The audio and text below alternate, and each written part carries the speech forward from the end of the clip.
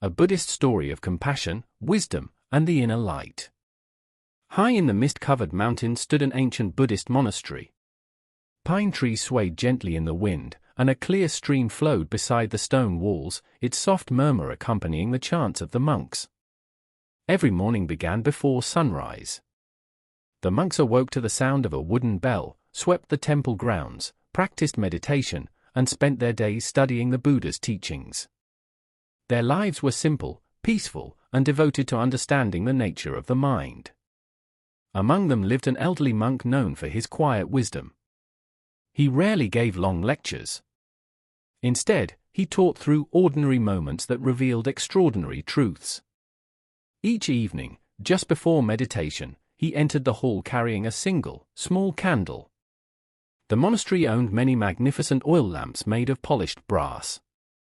Their flames were large and bright, illuminating every corner of the meditation hall. Yet the old monk ignored them all.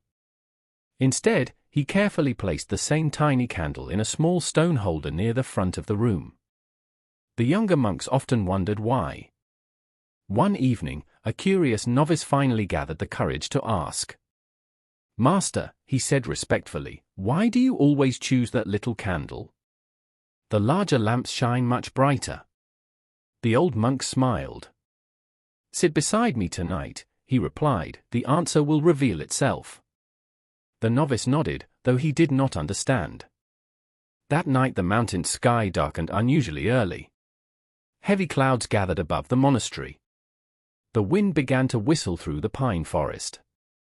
Soon rain fell in great sheets, crashing against the temple roof.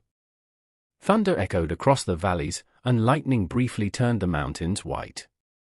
Inside the meditation hall, the monks remained seated in silent meditation.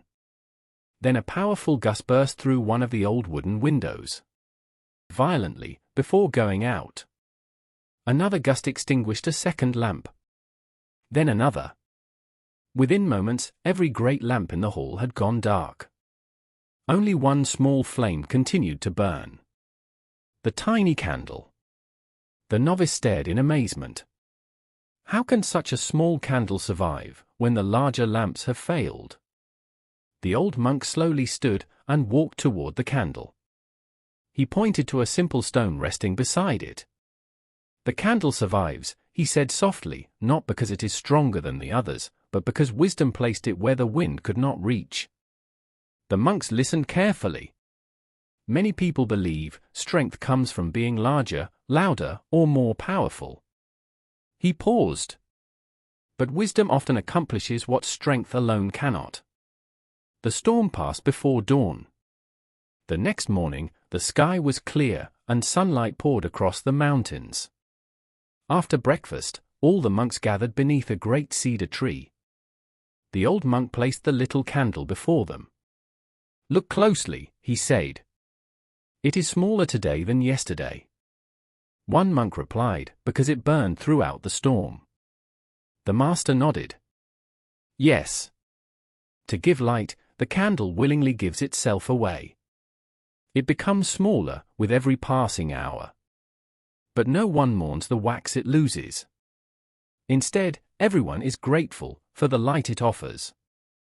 The monks reflected quietly. Then the master added, "A selfish life tries to preserve itself. A compassionate life gives itself to benefit others." Several months later, a wealthy merchant climbed the mountain to visit the monastery. His expensive clothes were soaked with rain, and his face revealed deep exhaustion. When he bowed before the old monk, tears filled his eyes. "Master," he said, "I once possessed everything I desired. I owned successful businesses. I had many friends. People admired me. But now my fortune is disappearing. My partners have betrayed me. My family hardly speaks to me. I cannot sleep. I am afraid every day." The old monk listened without interruption. When the merchant finished, the master quietly lit the same small candle. He placed it between them. "What keeps this candle alive?" he asked. "The flame," answered the merchant. "And what feeds the flame?" "The wax." The monk smiled gently. "Look deeper." The merchant remained silent. The monk continued. "The candle does not cling to its wax.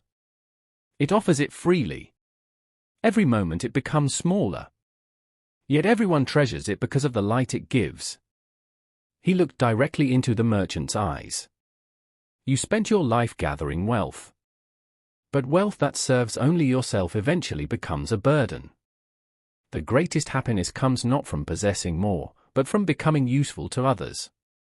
A candle that refuses to melt can never give light." The words entered the merchant's heart like seeds falling into fertile soil.